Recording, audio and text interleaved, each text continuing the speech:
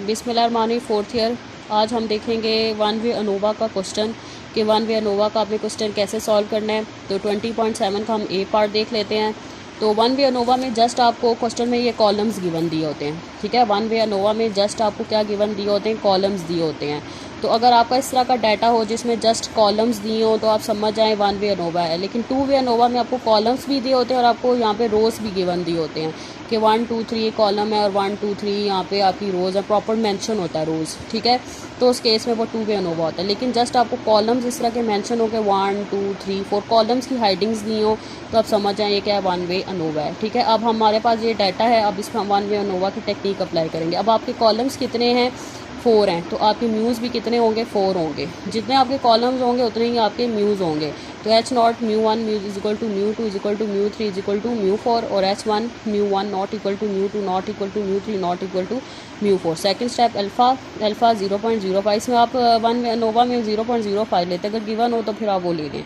तीसरा step test statistics, F is equal to M S T. M S T का क्या मतलब, mean square treatment, और divided by M S C. M S C का क्या मतलब है, mean square error, is equal to V1 and V2 degree of freedom. अब हम इसकी कैलकुलेशन देखते हैं।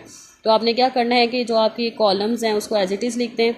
तो इसमें आपने क्या करना है, जो आपकी 11 वैल्यू उसका स्क्वायर, वैल्यू उसका स्क्वायर लेते हैं। जो ब्रैकेट में मैंने लिखा है ये स्क्वायर है, 11 का स्क्वायर 121, 4 का स्क्वायर 16, 6 का स्क्वायर 36, 13 का स्क्वायर 169, ठीक है। ब्रैकेट में स्क्वायर्स हैं। फिर आपने यहाँ पे क्या लेना है, टोटल, जो ये सिंपल वैल्यूज़ इनका टोटल है 11 13 21 10 is equal to 55, 4 plus 9 plus 18 plus 4 is equal to 35, 6 plus 14 plus 15 plus 19 is equal to 54, ठीक है। फिर आपने इस टोटल का भी टोटल लेना है, 55 plus 35 plus 54 is equal to 44।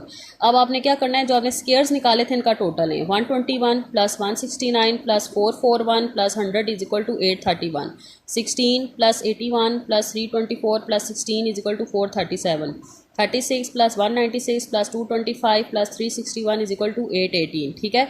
और अब आपने इसका टोटल लिया, समीशन जे एक्स आई जे स्क्वायर का टोटल लिया तो क्या आ गया 2086, ठीक है। अभी आपने रो वाइज के अब कॉलम वाइज करें। तो कॉलम वाइज जब आप टोटल करेंगे, इन वैल्यूज़ का टोटल करेंगे, इसे हम कहते हैं टी डॉट जे, ठीक है। जब आप कॉलम वाइज हर वैल्यू का, हर कॉलम का टोटल करेंगे, सिंपल वैल्यूज़ का टोटल करेंगे, इसे हम क्या कहेंगे, टी डॉट जे। तो 11 plus 4 plus 6 is equal to 21, 13 plus 9 plus 14 is equal to 36, 21 plus 18 plus 15 is equal to 54, 10 plus 4 plus 19 is equal to 33। अब टी डॉट जे का आपने टोटल लिया तो क्या आ गया 44। अगर आप इस तरीके से टोटल करें और जहाँ से टोटल करें ये एक जैसे होते हैं टोटल, ठीक है। अगर एक जैसे टोटल नहीं आ रहे रो वाइज और कॉलम वाइज तो इसका मतलब आपने कहीं ना कहीं मिस्टेक की हुई है। अब आपने टी डॉट जे स्केयर निकालना है, इन वैल्यू का जो टी डॉट जे उसका स्केयर लेना है। 21 का स्केयर 441, 36 का स्केयर 1296, 54 का स्केयर 2916, 33 का स्केयर 1089 और टी डॉट जे का स्केयर लें तो क्या आएगा 5742। अब आपने समीशन आई एक्स आई जे स्केयर निकालना है। जो आपने ये स्केयर्स लिए थे इनका टोटल ले रहा है 121 plus 16 plus 36 equal to 173, 169 plus 81 plus 196 equal to 446, ठीक है। आप स्केयर लें और फिर आपने इसका भी सम लेना है। तो इसका सम क्या आएगा 2086। तो इसका सम और इसका सम क्या है, सेम है, तो यहाँ पे लिख दें चेक कि सेम है, ठीक है। अगर ये सेम नहीं आ रहे तो इसका मतलब आपकी कैलकुलेशन में मिस्टेक है। इसके बाद आपने सी एफ निकालना है, करेक्शन फैक्टर। सी एफ को हम क्या कहते हैं, करेक्शन फैक्टर। तो एन आपका क्या होता है, आर सी। रोज़ आपकी 3 हैं और कॉलम्स 4 हैं, तो 3 4 12, तो एन आपका 12 होगा। तो सी एफ का क्या फार्मूला है, T dot dot square divided by N. तो ये जो आपका ये जो 44 है इसे हम टी डॉट डॉट कहते हैं, ठीक है। जो आप रो वाइज और कॉलम वाइज सिंपल वैल्यूज़ का टोटल लेते हैं 44, ये आपका क्या है, टी डॉट डॉट। तो 44 का स्क्वायर डिवाइडेड बाई 12, तो ये आपका क्या आ जाएगा सी एफ 1728। उसके बाद आपने निकालना है टोटल एस एस। तो टोटल एस एस क्या है, summation i j x I J square minus C F.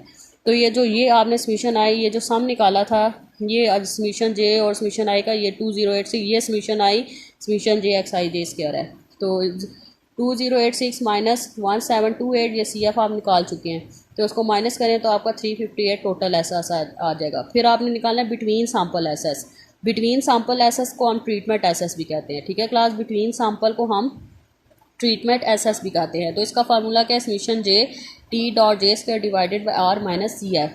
तो आपने ये जो इसका टोटल निकाला था ये क्या है 5742, ये summation J T dot J square है, ठीक है। तो summation J T dot J square क्या है 5742 और रोज़ आपकी कितनी है 3 हैं। और इसको सी एस से माइनस करें तो बिटवीन सैम्पल एस एस क्या आ जाएगा 186। फिर आपने निकालना है within sample S S. तो within sample S S क्या है, total S S minus between sample S S. तो इस टोटल एस एस इन दोनों को माइनस करें तो एरर एस एस या विद इन एस एस क्या आ जाएगा 172। तो एरर एस एस और with in sample with in S S कुछ भी आप इसे कह सकते हैं। और आपने एक चीज़ का ख्याल रखना है कि जो आपके सम ऑफ स्केयर्स होते हैं कभी भी नेगेटिव नहीं होते, हमेशा ये पॉजिटिव होते हैं। अगर आपके इनके आंसर नेगेटिव आ रहे हैं तो आपका एग्जामिनर फुल क्रॉस लगाएगा और आपको कोई नंबर नहीं उसके मिलेंगे। तो आप उसको पहले अपनी कैलकुलेशन देखें कि आपने कहाँ मिस्टेक किया है, कहीं ना कहीं मिस्टेक होगी तो आपका वो आंसर नेगेटिव आ रहा होगा। अनोवा टेबल उसके बाद आपने बनाना है। तो सोर्स ऑफ वेरिएशन में आप क्या लिखेंगे, between sample, with in sample और टोटल। फिर degree of freedom, between sample में टोटल कितने कॉलम्स थे, 4 थे, तो 4 - 1 इज इक्वल टू 3। ठीक है, 4 - 1 इज इक्वल टू 3। और टोटल क्या होता है n-1। ठीक है, मैंने आपको जनरलाइज फॉर्म कल सारी बताई थी इससे पिछले लेक्चर में। तो बिटवीन सैम्पल में क्या होता है कि कॉलम -1 कि t-1 जितने ट्रीटमेंट या कॉलम होते हैं तो t-1 और इसको हम क्या कहते हैं n-1। तो 4 - 1 इज इक्वल टू 3, 12 - 1 11 और 11 को 3 से माइनस करें तो क्या आ जाएगा 8। फिर आपने जो सम ऑफ स्क्वायर्स निकाले वो इधर लिख दें। बिटवीन सैम्पल का सम ऑफ स्क्वायर क्या निकाला है 186, विद इन सैम्पल का क्या निकाला है 172 और टोटल एसएस क्या निकाला है 358। फिर आपने मीन स्क्वायर निकालना है, 186 divided by 3 is equal to 62, 172 divided by 8 is equal to 21.5। फिर आपने एफ रेशो निकालना है, 62 divided by 21.5 is equal to 2.88। ये आपकी एफ की कैलकुलेटेड वैल्यू आ गई। तो कैलकुलेटेड वैल्यू क्या आ गई 2.88। अब हमें क्रिटिकल रीजन चाहिए एफ अल्फ़ा V1 V2, ये आपका V1 है, ये आपका V2, अल्फ़ा 0.0538। अब 3 को ऊपर रखें, 8 को साइड पे रख के देखें तो वैल्यू क्या आएगी कि टेबुलेटेड वैल्यू क्या आएगी 4.07। हम दोनों को कंपेयर करें तो कैलकुलेटेड वैल्यू छोटी है तो H नॉट आपका एक्सेप्ट हो रहा है। तो इसका क्या मतलब है कि मीन इफेक्ट्स आपके इक्वल हैं। अब आपको ये मेथड समझ आ गई होगी। अगर कुछ नहीं समझ आती तो आप मुझसे पूछ लें।